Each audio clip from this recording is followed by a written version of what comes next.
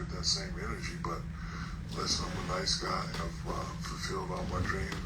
All my children hate you this word, but I have 7 perfect children. Like, they don't give me no problems. A couple in college, a couple graduated. Shout out to my nephew, Miles Bailey. He just graduated. I'm gonna help him get into law school. So, the family is very important to me. So, again, I just try to do it. Just try to say the right thing. Keep my mouth shut. I don't get into the gossip, mess, and all that. And I just try to make people smile. You did the unthinkable. We've seen a couple guys attempt to do it. Then I think the latest and most popular was Big Baller Brand with the Ball family. You started Shaq, the apparel line, sneakers, clothes, and started that as a household name, as the Shaquille O'Neal, the most dominant player we've ever seen play. I remember 6th grade, a pair of shoes that my grandfather bought me from Kmart, I want to say. Shaqs. They were kind of all white with the black down the middle, like through the sole, through the tongue. Kind of had like and $30. As a household name, as people say premium, like you want to do premium things, you said no, I'm gonna have these $30 sneakers. Number one, how did you accomplish that? Because you're going up against Nike. You're now the president of Reebok, owner and president of Reebok. Adidas. You're going up against all these brands, and you say, no, I'm going to go do my own. Help me understand. How did you go about that process? Who did you do it with to help you understand the marketing and the distribution and all of those things initially to start it? So one day, me and my cousin Kenny were leaving practice in Orlando Magic. And Orlando Magic was the first arena I had. It was in the hood. So they used to come out, Shaq. Matter of fact, Marquise Daniels, when I was playing with him with Boston one time, he said, yo, man, you don't remember me? And I said, no, and he showed me a picture. He was one of those kids that used to always come and get autographed jerseys, get tickets and all that, yeah. So one day, me and my cousin Kenny, we walking out the back, and this lady, she's coming, she's, dragging her son. She's not smiling. The boy, Shaq, she's not smiling. And she's like, you motherfucker. And I was like, what'd I do? I don't know you. You motherfuckers got these high-ass motherfucking sneakers. My baby, you want these fucking high-ass Reeboks and I can't afford them. So you know me, I had a couple stacks. I was like, ma'am, I don't do the price point. Here's the money. And she smacked the money out my hand. I don't want that. Won't you motherfuckers make an affordable shoe? And I'm riding in the car and I'm thinking, I was like, that was my mom and me. I asked my dad for some Jordans one time. That motherfucker looked at me like, man, you better get the fuck out of my face. He looked at me like that. I had to cut grass and fucking wash car and sell lemonade and all that bullshit. And then by the time I got my $110, I was a size 15. I bought some 13s. That's why my toes all fucked up. I ain't gonna show my toes in here, but that's something like I tried to squeeze into a Jordan. So all that shit was going back to me, and I said, you know what? Call Reebok and tell them after this, I'm gonna do my own thing. So if you look at this brand right here, and we're all creatures of our environment. Jordan has the what? The Jumpman. And this is the Dunkman. So when I was in college one time, the professor said, create something that you can see being sold in the future. And you know me, Shaq shirt, Shaq draws, Shaq socks. So I was in marketing class, I was in business class, so I patented the Dunkman because that's how I dunk. I try to put my nuts in your face. So this right here, Dunkman was created in 89, 90. And I just was going. And then I was talking to my dad about it. I was like, this shit might not work going up against these powerhouses. And he said something. He said, there's more poor people than there are rich people. I was like, shit. So, I think it only worked because I was a household name. Of course you had Jordan and all those guys, but I was saying, I'm Shaq. And the only thing that took me a while to get is even though they're $30, you can't make them look like they're $30. Because you know how we get fucking criticized in the hood. And like people... I always hear stories how people used to get bullied for wearing my shoes. That's because their mindset wasn't right. I never made shoes that looked like $30. Yeah. I even went over to China and be like, well, fuck, I want the same leather. I want the same everything. So I just tried to keep the price point down. And that's why I did that, because, it was the right thing to do. And, was Reebok, another person, then me.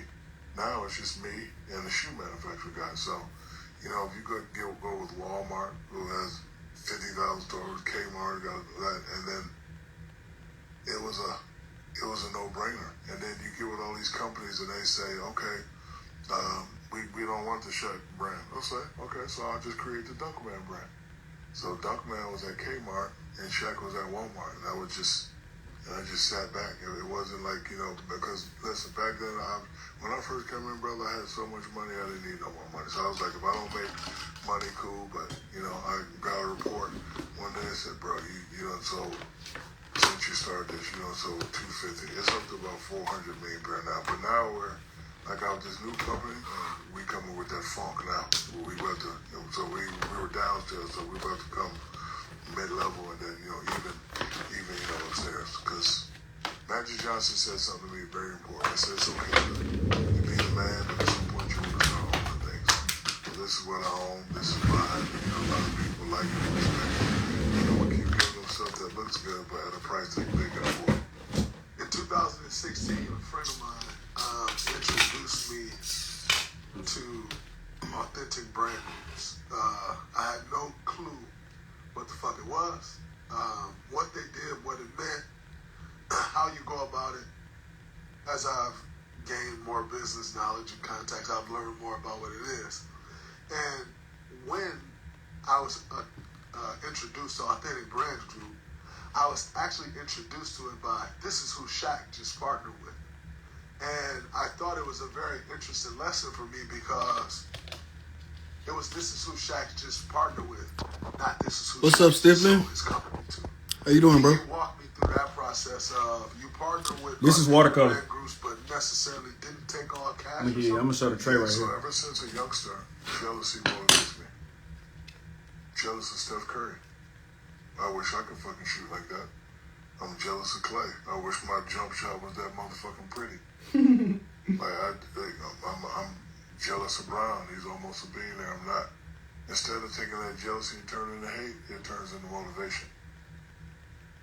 So I'm walking down Hollywood Boulevard and I'm like, how the fuck does Elvis, who's been dead for 60 years, still make money?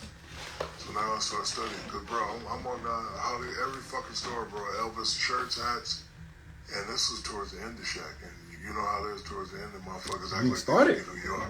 Why not? I'm like, you know what, fuck that. I want to live forever. So I'm seeing all this Elvis and Marilyn Monroe shit. So I did my research. Cause me, I'm coming out my like, hey, damn.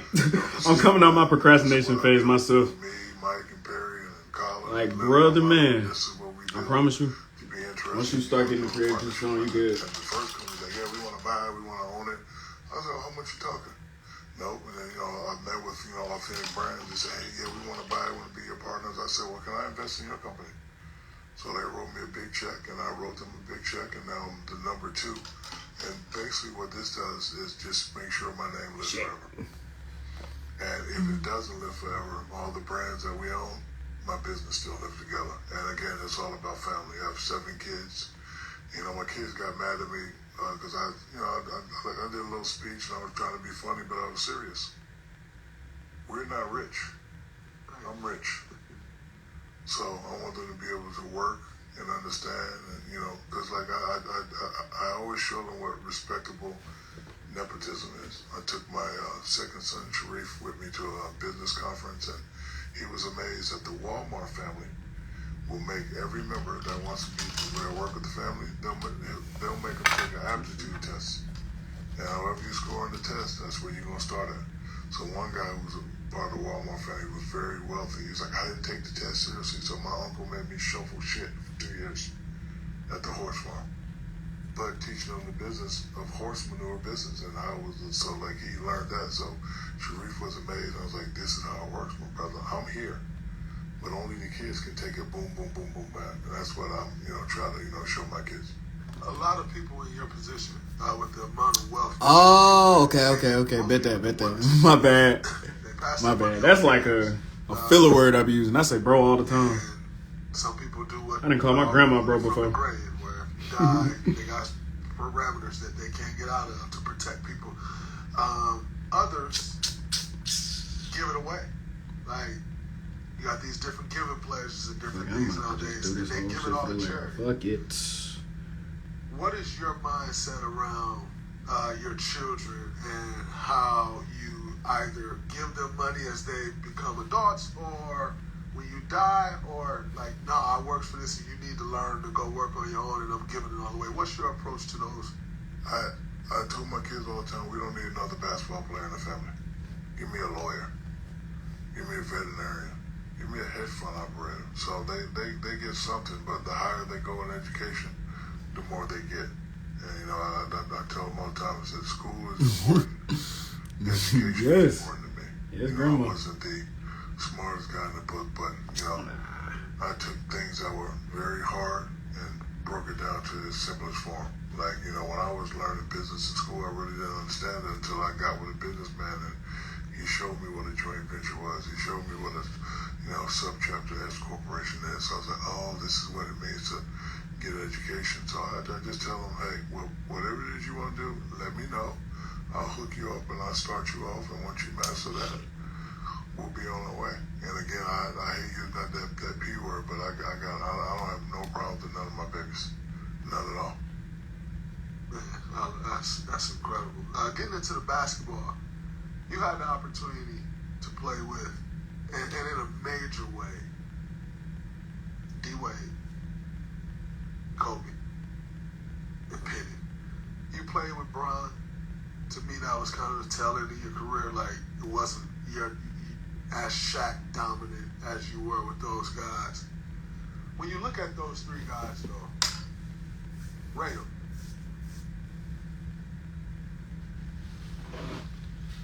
It's tough to rate them because we speak a language, right? And if I say in our language, but it gets out, I'm not saying that your show would do that, but even if you put out a clip, the ones that don't comprehend our language would try to make it look like I'm rating them. But I'm gonna rate them because you're a good friend of mine and you asked me to do it. Kobe, number one. He had the master killer mentality. And I like to say I helped him get that. Because when he first came in, I put the Donovan test on. Motherfucker, you ain't shit. No, don't shoot. Fuck that. And it would drive him crazy.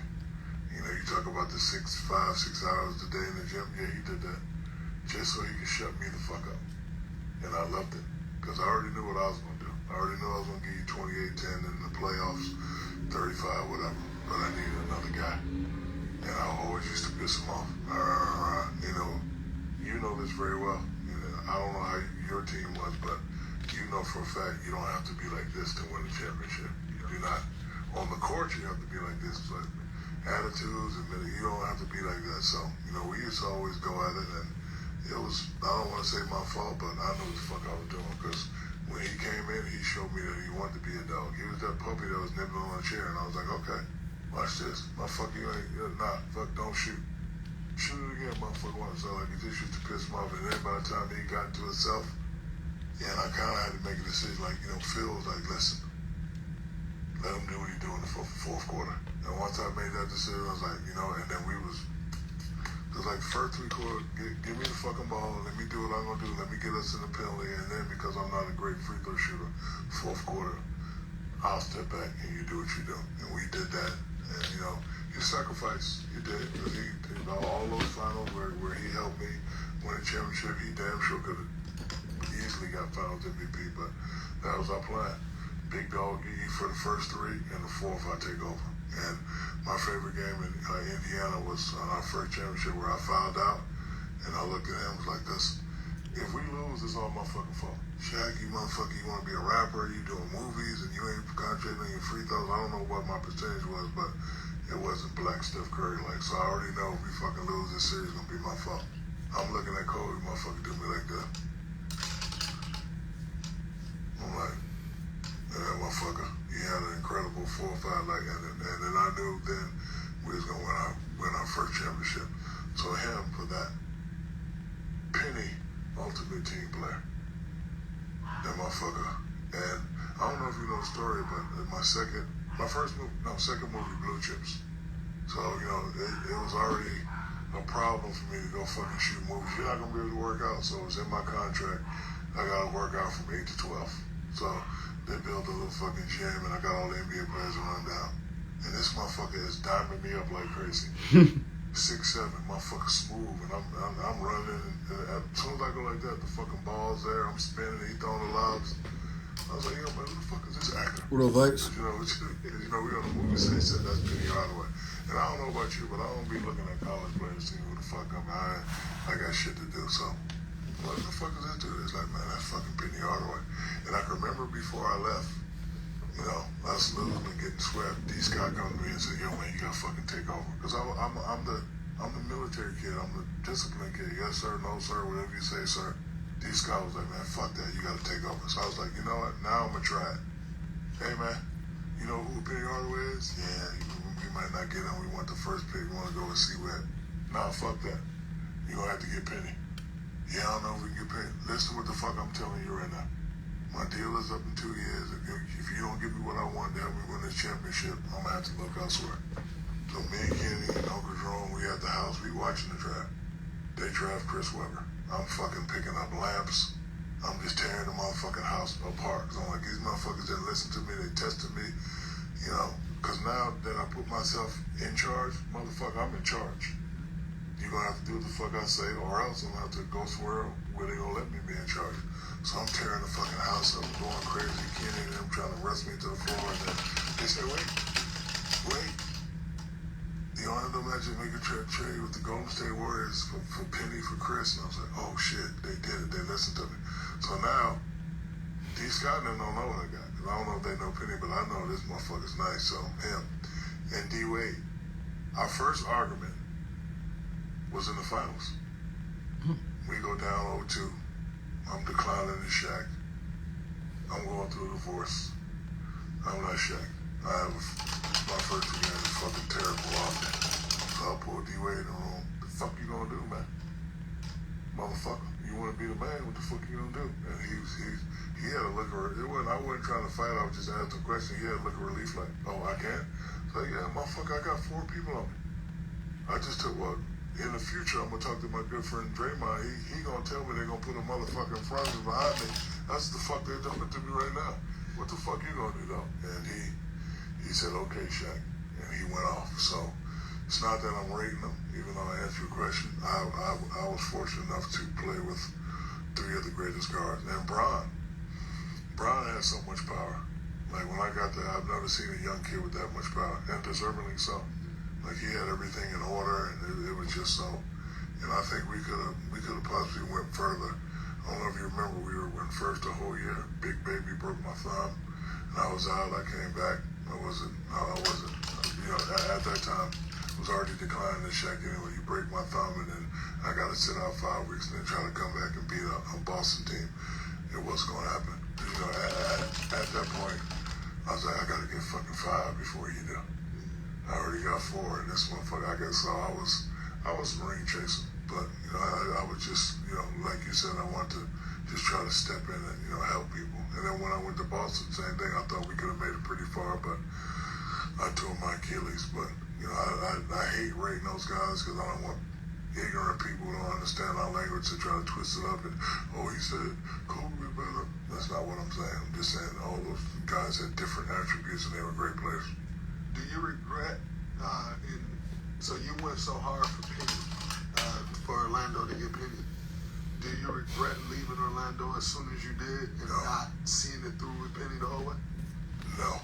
And the reason is I am programmed to once you make a decision, you live with that decision right or wrong. And, you know, one thing about my agent at the time, who Lynn Armada was, he informed me about business. I knew where the money was going. You know, when I came in, you know, because I think what even got me interested in playing basketball, John Concack was making 15 for 3. I was at home one day and my father smacked me in the back of the head with a paper. Because I was a medium level juvenile delinquent. I was like you, I was a fucking football guy. I used to like to bring that pain. So I was like, you know, and then my high school coach said, you ain't gonna make it. I ain't had no scholarships. I already had a plan to join the fucking Army. I already knew the Army life was a good life. I'm gonna join the Army. My father smacked the shit out of me one day with a paper. Look at this. I did that shit John so long. No disrespect to John, but you know, I ended up playing with John. He's a great fella. And he said, hey, look at this dude. So we got the 15 for 3. I ain't the smartest guy in the world. I know that's $5 million a year. So I'm watching John Concat play in San Antonio Hemisphere Arena. And I'm like, damn, I'm like this now. So now I really started taking basketball serious. And I had a guy that I met in Germany named Dale Brown. He already offered me a scholarship, so I already know I'm going to LSU. So, you know, my agent kept telling me, yo, the money's going to be a lot. So when I first got drafted, he said, how much you want? I was like, I don't know, $6 million a year. He's like, nah, man, we're going to ask for 50. And I was like, what? He said, we're going to ask for 50. I ended up getting 40 for 7. I think I was the first to do this. He's like, but I'm going to put a clause in there. You can do something after 3, after 4. And I was like, okay, sounds good. So when it came back around to Orlando, everybody was talking about $100 million. I want to be the first $100 million guy. So I started high. I said 150, and they said no. And then here during the Olympics, '96, me and Uncle Jerome, we at Magic City, doing what we do at Magic City. And my agent called. It's like 2:30 a.m. He said, man, I got a call. I need you to come to this hotel and stuff for what? He said, come. So I get there, and it's the great Jerry West. And I used to always see him. We play Lakers, never really met him, but of course I know who he is. I shake his hand. He said, you want the good news or the bad news? And I said, I want the bad news. He said, I couldn't get you to 150. I said, what's the good news? We can get you 120. But he was like, you got to sign it right now. So I was like, and then I told Leonard, I said, call Orlando. He said, they weren't even close. So, hey, my mom needed a new house, even though she did. That's how I'm thinking about it. So I went that. So even though I always think about what me and Penny could have done, it's not a decision I regret, because when it comes to family and it comes to making decisions, I make the decision as a leader, as a general, and if it happens to be the wrong decision, that's something that I can live with. You said something. Do not let anything stop you. You were just discussing Kobe. When you were discussing Kobe, when you were what y'all did in the fourth quarter. You said quarters 1 through 3, I dominated, and then we let Kobe take over in the fourth. And I recently was just on Instagram maybe a week ago, and not even a week ago, and Gilbert Arenas on his podcast was talking about Joker and saying, you know, when it's time to get a bucket, the ball always go to Jamal Murray towards the end of the game. So how can you say he's the best player? Talking about Joker, because Jamal Murray get those last shots. And you pretty much just said, that's what me and Kobe did. Like, I did this, and then we let him go then. So what do you make of Gilbert Arenas' statement about Joker saying he's not as good because Jamal Murray gets the ball down the stretch? He takes all the big shots. Being that he was a part of us, he has that G14 classification. But Joker is really good. What up, Brady? Jamal is really good. That's just the way their Been on, team bro. is set up. When it comes to most valuable player, I always thought it meant the baddest motherfucker in the league. Like, you're a guy who made history, which should have been my history, the most dominant, the unanimous MVP. He's the baddest motherfucker in the league. I don't give a fuck what y'all record is, where y'all at, 1 through 8. He's the baddest motherfucker in the league. That's the most valuable player to me. I don't understand what the classifications are. Best player on the best team. We as players, we know who the baddest motherfucker is. We know who the strongest is. We know who the best. Like, we know. All these voters sometimes they just give it their favorites. They don't know what the hell they're talking about. Yeah, I don't know what the fucking criteria is. So, I think the point that Gilbert was trying to make is, okay, if he's the baddest guy, why is he getting the ball? Sometimes you got to do that. Like, Shannon Sharp said something the other day. Oh, Shaq wasn't the best player on the team. That's true. I'm not better than fucking Penny Hardaway. I'm not better than Kobe Bryant. I'm not better than D-Wade. But I'm the baddest motherfucker on the team. That's what I always try to be. I always try to be the biggest, baddest motherfucker. Fuck all that bad. Bro, I wasn't better than Alonzo Mourning and Christian Laettner coming out of college. But I was the baddest motherfucker. That's why I got picked number 1. So, a lot of times, like, if you got G14 classification, I'll let you say what you want. But if you don't, I ain't gonna let you. Like, sometimes people take our niceness for granted. And I'm big on G14 classification, so I don't have a problem with what Gilbert said. He's been there, he's done that, he was with us, I understand that, but, all opinions are subjective. You either agree or you disagree. The problem we have now in this world is somebody say something, you don't like it, you want to take it and put it in your thing, that's cool too, but just make sure you have that G14 classification. And G14 classification gets you in the building. What up, Jay? Me and you have the highest fucking ranks. Me, you, Steph, Cole, Magic, we on the top motherfucking floor. A lot of guys are in the building, but they don't have the same, right to say certain things as we do. But again, I don't have a problem with, I do have a problem with what he said where I hate off centers. I don't hate off centers. I never said anything bad about Joker. I just think they thought I was trying to be funny when I told him, I said, no, I want you to hear from me first, Joker, and I'm treating you like a man. You my guy. Love you. SGA should have won MVP. SGA should have got an MVP. That ain't no diss, but again, I did it, and I slowed it down so people can understand that. I even had, hey, this is no disrespect to you, and they still take it and twist it. Oh, Shaq hates all big men. I hate all big men. I hate all big men that don't play like fucking big men. That's what I hate. Couple more questions before we get out of here. The modern day big Joker, those guys, Joel, Wemby. I'm jealous of them. Why? Wish I could step out and shoot the three, brother. You know why I call myself Black Steph Curry? Because if I go to the gym and miss 190 fucking threes and make one, I'm the Black Steph Curry. That shit fucking feel good to step out and shoot that three, bro. But again, you gotta understand about me. When I'm jealous, I'm not envious. I'm jealous to fucking motivate me. So every now and then I go out there and try to Klay Thompson my shit. And I built the corporate. I just go out there and try to shoot. I'm jealous of them because I wish I was allowed to do that. Back then, I would every now and then take and go coast to coast. The coach would look at me crazy. So they're allowed to do it. Embiid is a mixture of me in the post and Akeem Olajuwon outside the ball. And Joker, I was trying to figure out who he reminded me of. I was thinking a little Brad Daugherty, a little Sabonis in the 84 land. Like, his game is just nice. And I like people that play at that pace. I asked you about Luka one time. I was like, he really that nice? And he was like, yeah, the motherfucker's strong and he play at his pace. So I really like those guys. Any other big, Wembanyama is different. He's thin, but like he does some stuff. He's really different. As the president of the Big Man Alliance, I really like those three guys. Any other big guys, I'm not really feeling it. So when he said I hate all big men, I don't hate all big men. I just don't like the big men that don't play like big men. Do you think there would be any benefit to Joel at times saying, "Oh, you know what? I'm channeling my inner Shaq right now." Fuck Shaq. Just play. Just play the odds. If I got a guy 6'7" on me, I'm not shooting no jumper, even if I know how to shoot the jumper. One, I'm gonna try to get him in foul trouble, get my team